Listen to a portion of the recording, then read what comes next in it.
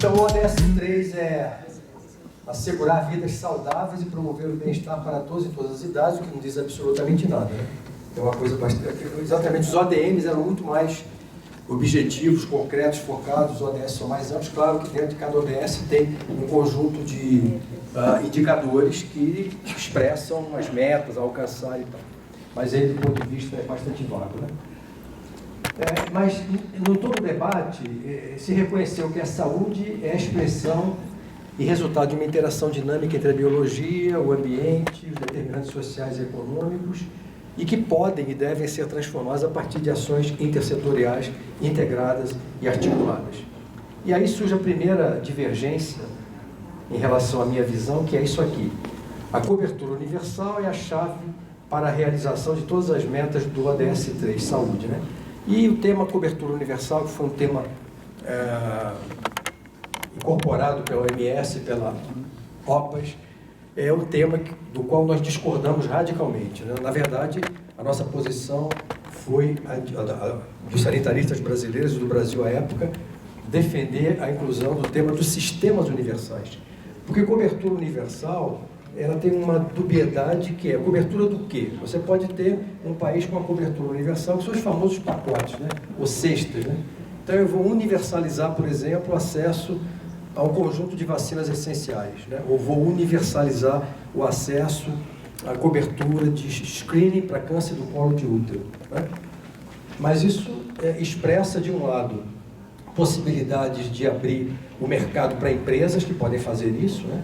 Toda a questão da privatização, infere, de princípio, uma das nossas convicções mais radicais, que é a questão da integralidade, né? Então, a cobertura é um termo dúbio com o qual nós não trabalhamos. Infelizmente, é o tema adequado, é o conceito com que a OMS trabalha nesse momento, né? Em relação à agenda ODS e o SUS, né? Ele é o eixo privilegiado, onde você pode articular todos os ODS, a questão da saúde em todas as políticas, né? A saúde na questão urbana, a saúde na questão habitacional, a saúde na questão da violência, e etc, etc. Estamos vendo alguns desses temas aqui. A integração entre o Plano Nacional de Saúde e os ODS, né?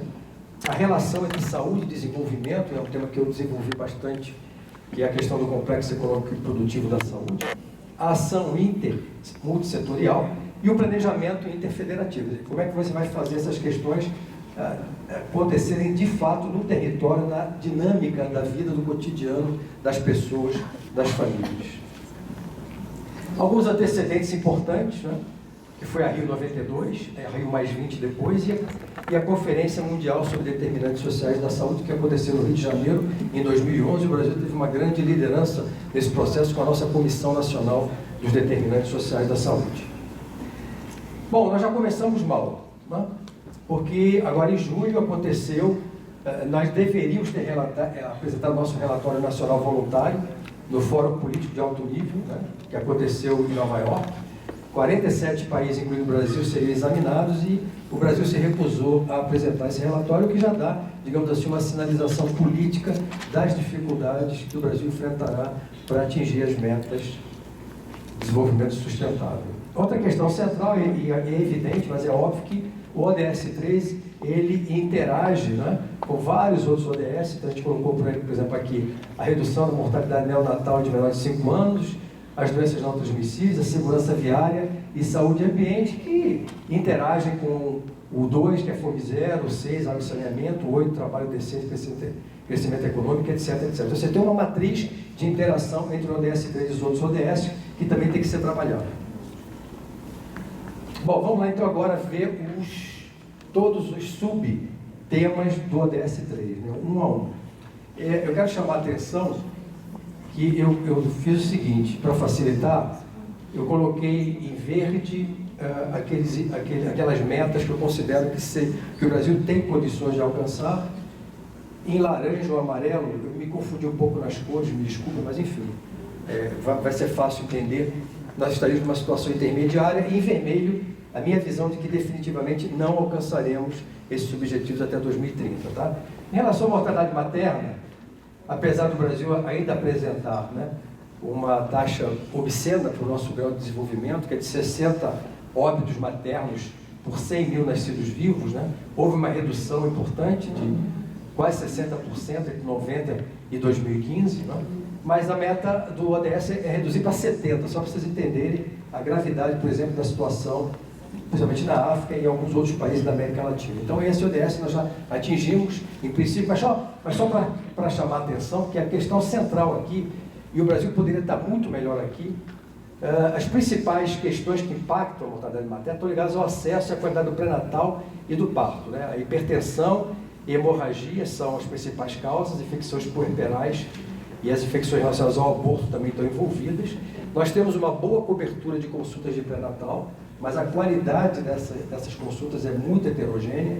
Tem uma questão aí muito polêmica no nosso meio médico, que em outros países, as enfermeiras obstetrizes são quem trabalham com essa questão, e as enfermeiras brasileiras poderiam estar contribuindo muito mais para a redução da mortalidade materna se não fosse o lobby dos médicos de quererem que essa seja uma questão absolutamente da sua seara. Eu me lembrei agora de uma frase maravilhosa do Adib Jatene discutindo com os médicos essa questão do monopólio do parto pelos médicos, né? E aí o médico levantou e falou, não, mas o parto é um ato médico. E o Adib falou, pensei que fosse uma coisa fisiológica. Isso foi muito boa. A questão, em relação à baixa qualidade, tem a questão dos exames de rotina, procedimentos básicos, mas a questão da criminalização da interrupção voluntária da gravidez também continua sendo uma questão importante em alguns estados. O aborto foi realizado em situações inseguras e a quarta causa de mortalidade materna. Aqui também eu sou relativamente otimista, que é a questão de acabar com as mortes evitáveis de recém-nascidos e crianças menores de 5 anos, né? A redução seria para pelo menos 12 por mil nascidos vivos, né? A neonatal, e a de menores de 5 anos para menos de 25 por mil nascidos vivos. O Brasil já está em 13,8, embora vocês sabem que isso varia muito, né? Quando a gente analisa a região nordeste, a região norte, e se você analisa por municípios, isso varia bastante, mas houve uma redução muito expressiva, fruto da interação entre várias políticas públicas, saúde da família, Bolsa Família, aumento do real do salário mínimo, aumento da educação, do nível educacional das mães e vários outros. Atualmente no Brasil o principal é o neonatal precoce, entre 0 e 6 dias, né? E olha só, 25% das mortes infantis acontecem nas 24 primeiras horas, o que fala diretamente da qualidade da atenção ao parto, né? É um ponto extremamente importante. Tem muitas variações regionais de norte e nordeste, né? E eu quero chamar a atenção para um problema muito importante que foi analisado pela pesquisa da professora Maria do Carmo Leal, da Fundação Oswaldo Cruz. Ela publicou uma pesquisa maravilhosa chamada Nascer no Brasil, que mostra que está acontecendo um fenômeno muito grave, que está impactando negativamente essa questão, que é o alto índice de cesarianas. Inclusive, infelizmente, lamentavelmente, acabou de ser aprovada uma lei em São Paulo, proposta pela deputada Janaína Pascoal, que autoriza a mãe resolver se quer ter o parto normal ou cesáreo, né? É exatamente o parto cesariano, inclusive com antecipação de data da realização do parto, que está levando a prematuridade, baixo peso ao nascer e morte precoce de crianças brasileiras. Então, nós deveríamos estar exatamente fazendo o contrário, né? Uma política de redução de cesarianas e de ampliação do parto natural. Isso envolve uma dimensão cultural, um debate público importante que deve e tem que ser realizado. Essa aqui eu botei em laranja. Estávamos indo muito bem, mas agora no novo governo não estamos indo tão bem, que é acabar com as epidemias de AIDS, tuberculose, malária e doenças tropicais negligenciadas, combater a hepatite, doenças transmitidas pela água e outras doenças transmissíveis, né? O Brasil avançou muito nos últimos anos, nas últimas décadas, com o PNI, cobertura vacinal, agora alguns probleminhas pontuais em relação ao sarampo, mas avançamos muito em relação à AIDS, tuberculose e malária, né? Hepatite B também. No caso da hepatite C, vocês devem estar sabendo, né, que Farmanguinhos tem um genérico que trata o sulfosbovir, mas que está judicializado, o Ministério da Saúde não pode comprar esse genérico por um preço muitíssimo inferior ao da empresa que detém a patente, que é a Gilead, uma empresa americana, porque há uma briga na justiça sobre a questão da patente, se é válida ou se não é válida, né? Nós poderíamos estar economizando por ano se o Ministério da Saúde estivesse usando o genérico da Fiocruz, R$1 bilhão seria o montante da economia. A questão do saneamento básico aqui, a meu ver, é o mais crítico, né? Os números são evidentes, né? Na PNAD de 2015, a cobertura de água chega a 85% no Brasil e de esgoto atingiu 65%.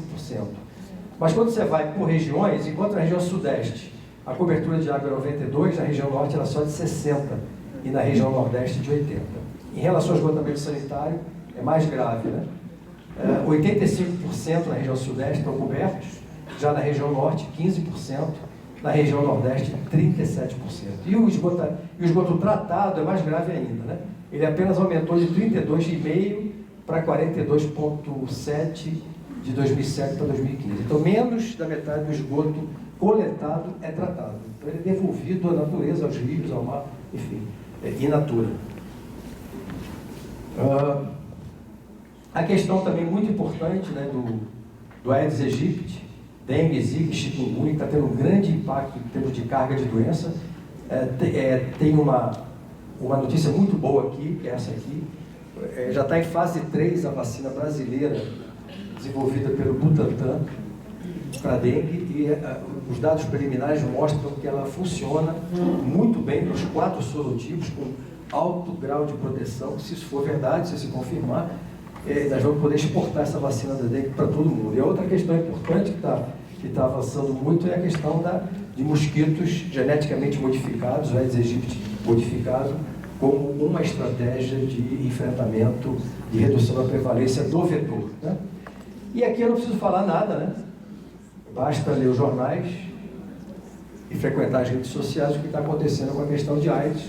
Direitos sexuais e reprodutivos é uma das grandes áreas ameaçadas da saúde pública por conta da visão, como é que eu vou chamar, medieval, não é um bom nome, vitoriana, sei lá, um nome desse, do governo, de vários setores do governo e do Congresso Nacional, não é? Que permanentemente ameaçam com a visão retrógrada, obscurantista, atrasada, a segurança e a vida dos brasileiros. Esse definitivamente nós não vamos alcançar, né? Que seria a reduzir em 1/3 a mortalidade prematura por doenças não transmissíveis e promover a saúde mental e o bem-estar. Então, esse ODS ele mistura doenças não transmissíveis, doença crônica com saúde mental, que é muito complicado, né? Bom, eu não preciso falar muita coisa. Ontem vocês já viram a apresentação do representante do Ministério da Saúde, agora a Paula acabou de fazer uma síntese de como é que isso está acontecendo em termos globais. Então, os desafios aí são imensos. Em 11 anos, acho pouco provável que você possa ter uma reversão que tenha um impacto para que o Brasil alcance esse objetivo, não é? Inclusive, queria fazer só um comentáriozinho sobre o tal mantra do que seria estilo saudável de vida, né? Quer dizer, que tem todo um debate que é permanentemente escanteado, né? E toda a estratégia é, bom, nós devemos mostrar para as pessoas que elas têm que mudar os seus hábitos de vida. Elas não podem ficar paradas, elas têm que ter um padrão alimentar melhor, elas não podem ser sedentárias, elas têm que perder peso, e etc, etc, etc. Mas se você simplesmente abstrai todas as condições sociais, políticas, ambientais, do que é viver hoje no Brasil, nas grandes cidades, na periferia, começando com as pessoas que gastam 4 horas para ir e voltar de casa para o trabalho e vice-versa. E, no caso das mulheres, a tríplice carga de trabalho, a tríplice jornada, que além de trabalhar fora de casa, ainda tem que chegar e dar conta do marido chato, nem todos são chatos, dos filhos, etc, etc, etc. Então, quer dizer, é um delírio imaginar que você vai enfrentar essa discussão sem entrar no debate do que nós chamamos da determinação social da saúde e dos fatores econômicos, sociais, políticos, ambientais dessa questão. Já em relação à saúde mental, a ameaça é tão grande quanto, não é? Vocês vejam que o dado que foi escolhido, o indicador, é a taxa de mortalidade por suicídio em relação à promoção da saúde mental. Essa taxa está aumentando no Brasil de maneira extremamente importante. E a OMS alerta que em 2030 uma das principais causas de carga de doenças serão os distúrbios neuropsíquicos, né? Depressão, distúrbio bipolar, doenças neurodegenerativas, E o Brasil, que fez uma ousada reforma psiquiátrica entre os anos 80, dos anos 80 para cá, né? Com o fechamento dos manicômios, né? E a criação de uma estrutura de dispositivos comunitários de atenção, centros de atenção psicossocial, residências terapêuticas. Nesse momento, o governo ameaça essa conquista, aprovando uma série de propostas que nos levam a um retrocesso de décadas, né? No caso, que eu vou falar um pouco adiante, das drogas ditas de consumo ilícito, as drogas ilícitas, né? Esse retrocesso é ainda maior. É exatamente esse ponto agora, que é o ODS 3.5, que é a prevenção e tratamento do abuso de álcool e outras drogas, né? A gente poderia dividir aqui em álcool de um lado e outras drogas, né? Vocês acompanharam toda a polêmica da Fundação Oswaldo Cruz, que elaborou uma pesquisa bastante séria, que mostra que, na verdade, o principal problema em relação às drogas no Brasil não é crack, nem as drogas ditas ilegais, na verdade são os opiáceos. O consumo de opiáceos por prescrição médica ou não, mas principalmente por prescrição médica, já ultrapassa os consumidores de crack, e a questão do álcool como a principal droga que mata e que traz sofrimento no Brasil, que é a grande questão. E isso envolve a questão da publicidade de cerveja, questão de preço, questão de fácil acesso, a lei que proíbe o consumo por menores simplesmente não é observada em local nenhum. Pelo contrário, a publicidade de cerveja pelos meios de comunicação de massa nada mais é do que um convite escancarado para que as crianças e adolescentes se iniciem no consumo do álcool, não é? Então, sem enfrentar essa questão, e com esse Congresso que está aí, esqueçam, essa questão não passa no Congresso em hipótese alguma. Tem uma questão cultural também, que existe, acreditem, mas existe, né? Daquele pai idiota que fica todo feliz quando o filho adolescente ou recém-saído da infância toma a primeira cerveja, fica de porra, é coisa engraçada, ou as piadas de bêbados, né? Enfim, tudo isso faz parte dessa subcultura extremamente presente, né? Já no caso dos medicamentos, eu já falei, né, que é importante registrar isso, né? Consumo de opiáceos, medicamentos para dor, hoje é mais grave do que o consumo de crack, né? É uma coisa... E principalmente porque a maioria dos médicos prescritores dessas substâncias não são profissionais da área de saúde mental, são médicos de outras especialidades que não têm a mais remota ideia do que estão prescrevendo, dos seus efeitos colaterais, né? No caso das drogas ilegais, vocês viram, a grande debate, a grande polêmica entre Fiocruz e o governo e, lamentavelmente, a nova política de internação compulsória em instituições de caráter religioso, sem nenhuma evidência científica de que isso funcione, pelo contrário, as evidências são de que isso não funciona definitivamente, e o abandono da política de redução de danos, que é uma política consagrada internacionalmente, que o Brasil vinha trabalhando nessa política e agora está sendo substituída. Então, eu diria que nesse 3.5 nós não vamos conseguir atingir, evidentemente, as metas. Aqui também, que seria reduzir as mortes até 2020, vejam, ano que vem, reduzir pela metade as mortes e os ferimentos globais por acidentes em estradas. Então, com o nosso presidente falando que vai banir os pardais e os redutores de velocidade, vai acabar com essa maluquice de ficar multando mal motorista, etc, etc. Bom, aqui alguns dados apenas, né? Em 2015 nós tivemos quase 40 mil óbitos e 204 mil pessoas feridas, né? Então vocês vejam ali, segundo a Polícia Rodoviária Federal, as principais causas de acidentes nas estradas: falta de atenção, 30%, velocidade incompatível, ingestão de álcool ainda muito alta, apesar da lei seca, desobediência à sinalização, ultrapassagens e sono, né?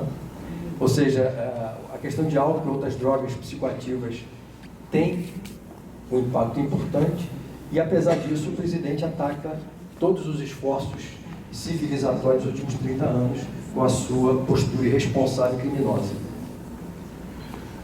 O 3.7 seria a questão de saúde sexual e reprodutiva. Nós estávamos indo muito bem, agora também estamos com outros problemas, né? Porque nós avançamos muito em relação, por exemplo, ao acesso aos métodos anticoncepcionais, avançamos em relação à estratégia de informação da sociedade sobre doenças sexualmente transmissíveis, avançamos em políticas de prevenção e de acesso a métodos de prevenção, não é? Mas agora, esse novo contexto que o governo traz e o fortalecimento de setores conservadores no Congresso ameaçam essa conquista, né? a síntese de por que é que nós dificilmente vamos alcançar esse 3.7 foi a censura, a cartilha que eu lancei com o ex-ministro Fernando Haddad, que orienta adolescentes em relação à questão da sexualidade. Fomos nós que elaboramos em conjunto com a Unicef e lançamos isso em 2010, se eu não me engano. Ela foi censurada e retirada para que fosse refeita de maneira que não choque, que o conteúdo não choque as famílias. Então, e também delegando a questão da sexualidade e do sexo para as famílias. Imagina agora uma família que tem lá o Bolsa Família, que vive situações precárias ou de violência urbana ou de violência dentro de casa, discutindo uma sexualidade legal com seus filhos. É um delírio total, mas é o que está acontecendo. Essa é a visão que está prevalecendo. Bom, esse 3.8, eu acho que nós, na verdade, avançamos muito, que é a questão do Sistema Único de Saúde. O 3.8 é o SUS, não é? É a questão do sistema de saúde, né? Aqui, de novo, eu coloco a crítica à questão da cobertura universal, que, na verdade, nada diz e pode ser uma abertura para que países decidam pela oferta de pacotes simplificados, cestas específicas, né? E quero chamar a atenção que o documento o tempo todo repete esse mantra de que o acesso será aos serviços essenciais. E no caso de vacinas e medicamentos, também as vacinas e medicamentos essenciais, sem dizer o que compreende por essencialidade, não é? Ora, eu diria o seguinte, teria que ser um padrão de essencialidade igual ao nosso deputado que gastou R$150 mil para tratar da sua arcada dentária, né? Esse seria o grau de essencialidade para ser universalizado. Na verdade, é por trás desse tema essencial que é sempre colocado nesse documento, por força dos países mais ricos, principalmente Estados Unidos, não é, que não abrem mão dessa questão, é exatamente evitar o acesso da população do mundo às tecnologias. Então, só um dado, não sei se você já sabe, deve saber, metade do consumo de medicamentos produzidos no mundo se dá num único país, Estados Unidos. E quando você projeta isso para o restante do mundo, o grau de acesso dos países latino-americanos, africanos e alguns países asiáticos é muito baixo, muito aquém do que seria necessário. Né? Fala também da proteção do risco financeiro, de novo, não é? E a questão da cobertura universal versus sistemas universais que eu já falei. Aqui, tudo vai depender de nós conseguirmos sustentar o SUS como o sistema de saúde para todos os brasileiros. Ele também se encontra ameaçado, principalmente pela emenda constitucional 95, que eu vou falar daqui a pouquinho. Aqui é uma questão nova, que é a questão da ação. Ontem se falou aqui, as ameaças emergentes, não é? Quer dizer, mortes e doenças causadas por produtos químicos, contaminação do ar, da água e do solo. Não é? O Brasil ainda está muito longe nessa questão, a questão que foi levantada na última pergunta, que é a presença, por exemplo, na água para consumo humano de resíduos de medicamentos, e porque isso tudo circula, né? Por exemplo, hoje o Brasil não tem uma política de descarte de medicamentos. Quando as pessoas têm algum medicamento em casa que venceu o prazo de validade, elas simplesmente jogam no lixo. E isso, não se iludam, vai parar no solo e vai parar em algum lugar, no mar, nos rios, e isso volta, né? Nos animais. Então, nós temos aqui algumas questões. A questão dos pesticidas e agrotóxicos, que está sendo liberado de maneira indiscriminada pelo governo, está sendo objeto de muita reclamação, de muito debate, de muita análise, pela maneira como isso vem se dando, né? Isso impacta, com certeza, né?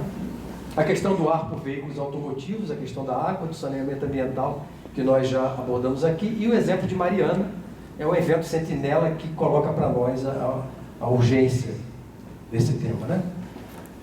Chamando a atenção o seguinte, em 2017, ou seja, pouco tempo atrás, a Agência Europeia para o Meio Ambiente publicou um documento dizendo que a má qualidade do ar na Europa leva a morte prematura de 400 mil pessoas por ano, né?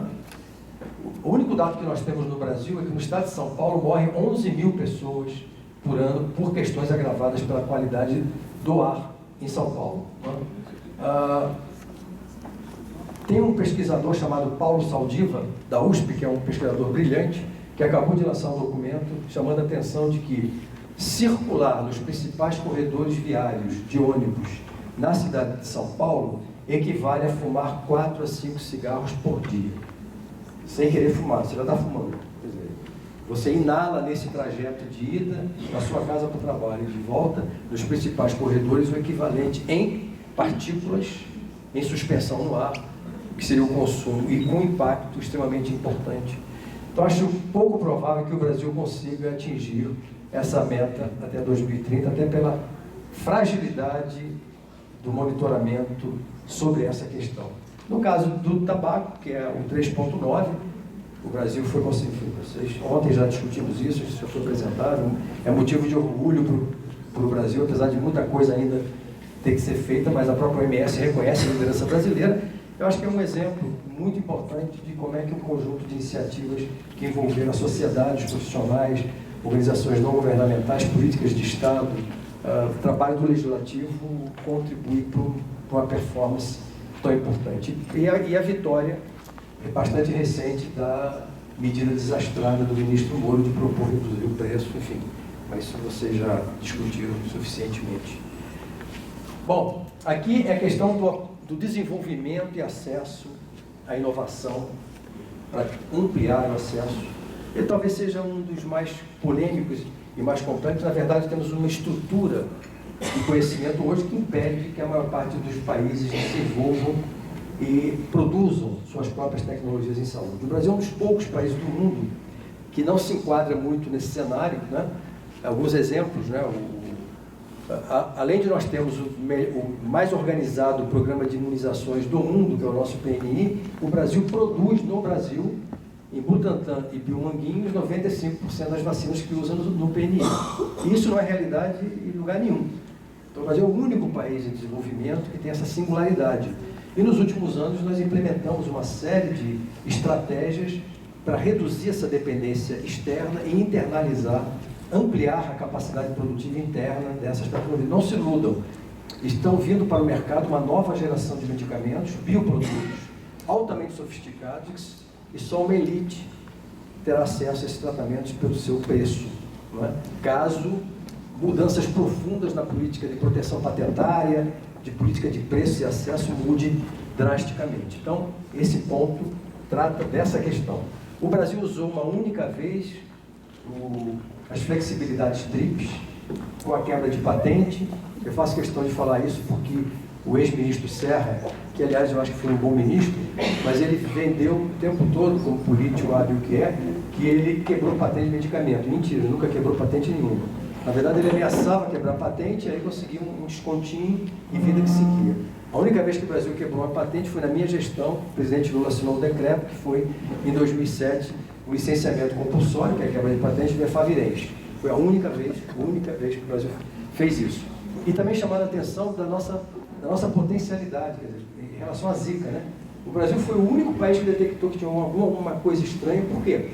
Porque o SUS tem um sistema de vigilância epidemiológica que funciona, e funciona muito bem, né? E hoje o Brasil está na vanguarda, junto com laboratórios, universidades e empresas dos Estados Unidos e da Europa, na busca de soluções para uma vacina e para outras intervenções que possam controlar a questão da Zika. E eu já falei também da hepatite C do Sofosbuvir, infelizmente temos a tecnologia, mas não estamos podendo usar. Aqui é a questão do financiamento, né? E, na verdade, o Brasil, com a emenda 95, sai da situação de subfinanciamento para a situação de desfinanciamento. Já existem vários estudos, e alguns em andamento, né, mostrando o impacto da política de austeridade, da política econômica neoliberal sobre a saúde. Então, o ritmo de redução da mortalidade infantil se reduziu. Nós temos de novo mortalidade de diarreia em crianças que não acontecia há décadas. Ou seja, o tempo de espera para iniciar o tratamento de câncer aumentou, tanto de quimioterapia como de radioterapia. Então já existem evidências de que a emenda 95, no caso da saúde, já começa a apresentar seus efeitos perversos. A perversidade do Congresso Nacional ter aprovado essa lei é maior ainda. Queria que vocês refletissem um pouco sobre isso. Vejam, os deputados e senadores que aprovaram essa lei, que impede que os brasileiros ampliem o acesso aos cuidados de saúde, não usam o SUS para suas necessidades cotidianas, porque eles têm um plano de saúde subsidiado por nós todos, através dos impostos que os brasileiros recolhem. Então, é mais perversa e imoral ainda essa medida aprovada pelo Congresso brasileiro, porque joga uma carga, a sua decisão joga um ônus sobre os ombros da sociedade e eles, as suas necessidades e de suas famílias cotidianas, não são impactados.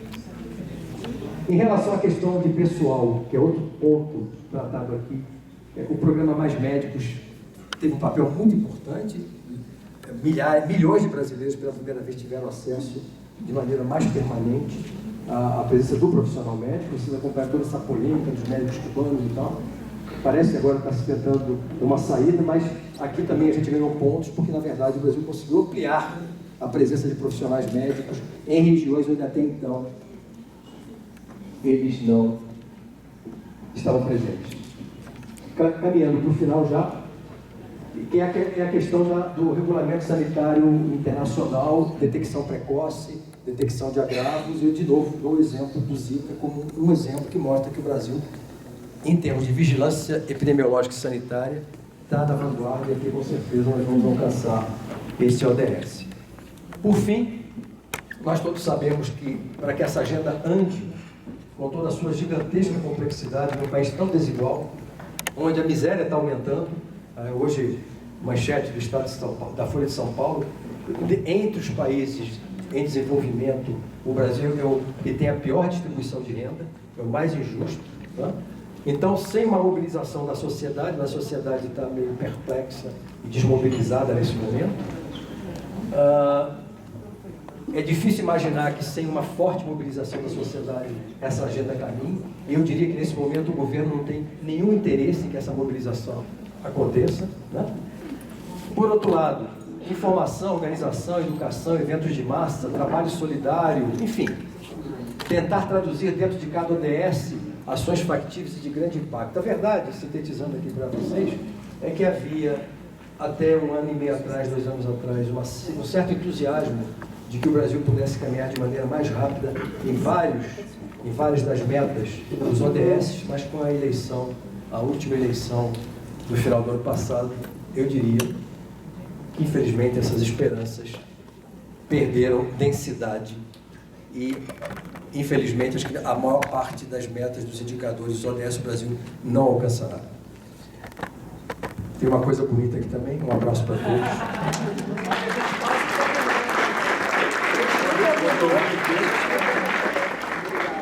Senta aqui, vou fazer uma rodada.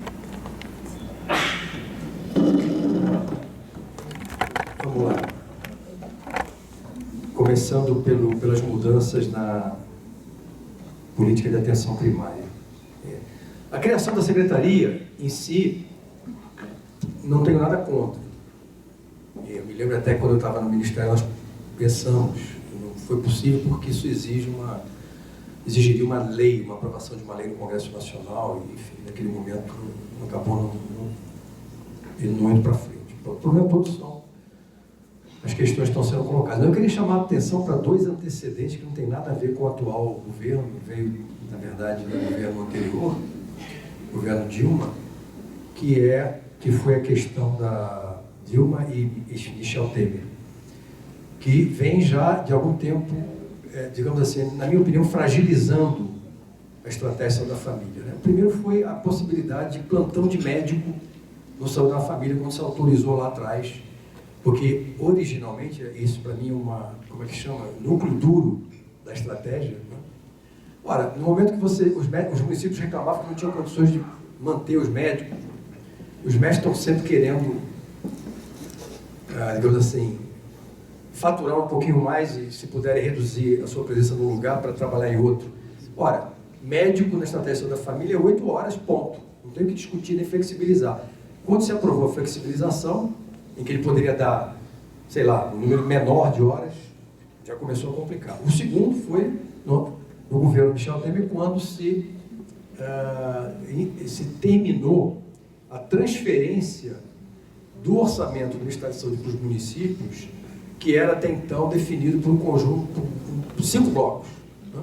assistência, atenção primária, vigilância epidemiológica e sanitária, educação e gestão, e agora a transferência é feita no único bloco, sob o argumento de que o gestor municipal é muito mais sensível em condições de definir suas prioridades, mas ele também é muito mais sensível a pressões e lobbies. Então, o grande problema daí é que exatamente a atenção primária, a vigilância epidemiológica e sanitária, as ações de educação permanente percam espaço. Então, já tem um pano de fundo que complica. E quando vem essa mexida no PAB, ela é complicada, porque se você limita a atenção apenas aqueles cidadãos cadastrados nas suas unidades de referência, ora, se você tem qualquer dificuldade na elaboração desse cadastro, vai ter gente que vai ficar de fora, né?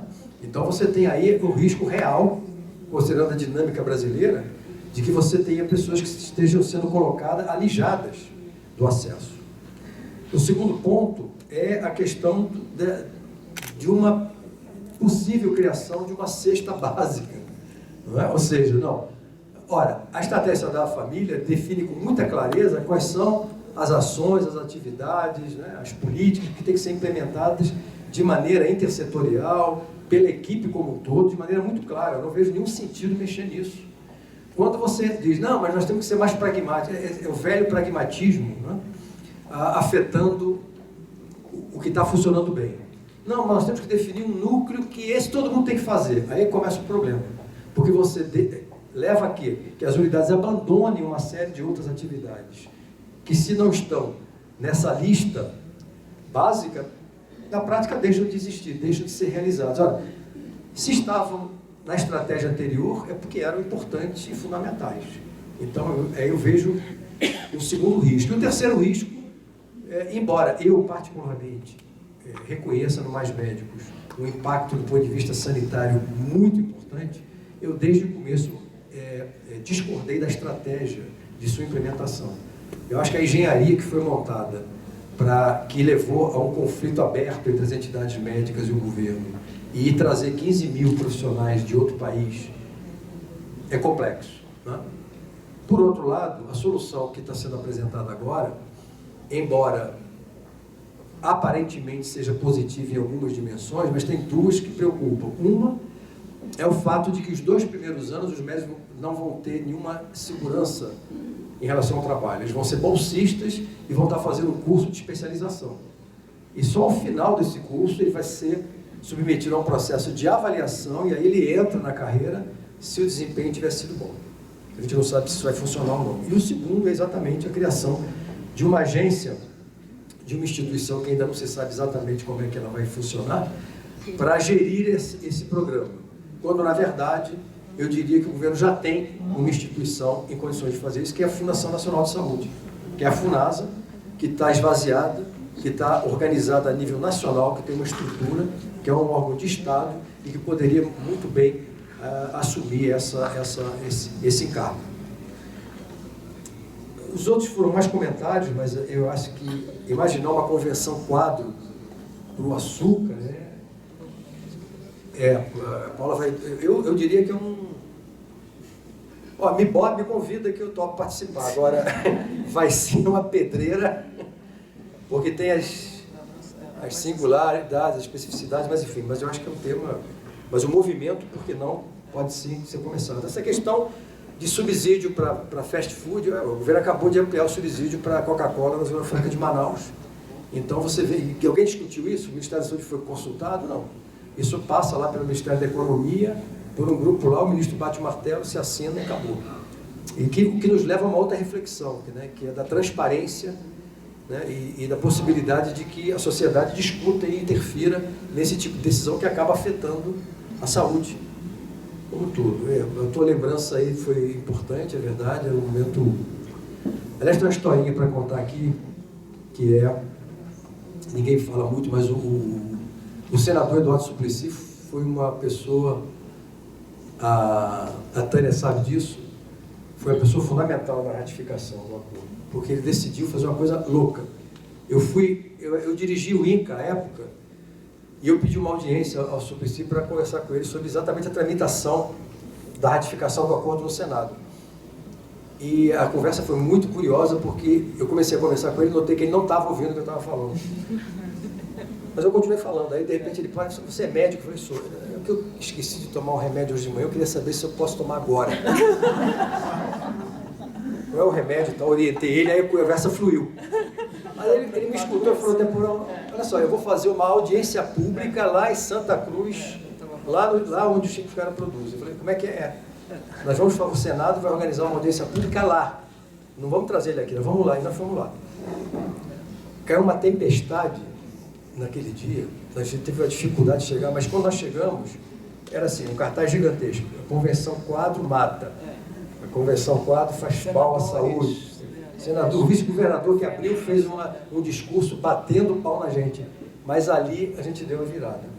Porque eles não acreditavam que a gente ia lá discutir de maneira aberta. Tinha milhares de pessoas no auditório, 2.000 pessoas, sei lá. E o Suplicy com a visão do lado de fora. O Suplicy com essa coisa, mas peraí, pô, a gente vai se meter lá naquela confusão. É lá mesmo que a gente vai se meter. E a coisa andou. E acho que é isso, acho que foram os temas que foram. Bom, eu só vou comentar que existem várias discussões sobre um possível tratado na área da alimentação de diferentes ou sistemas alimentares, enfim, essa discussão está acontecendo nesse cenário global. É difícil saber o que poderia ser o impacto disso, mas enfim, eu acho que o debate ele sempre é válido. Eu vou encerrar a mesa aqui porque a gente já está atrasado. Agradecer o Temporão mais uma vez,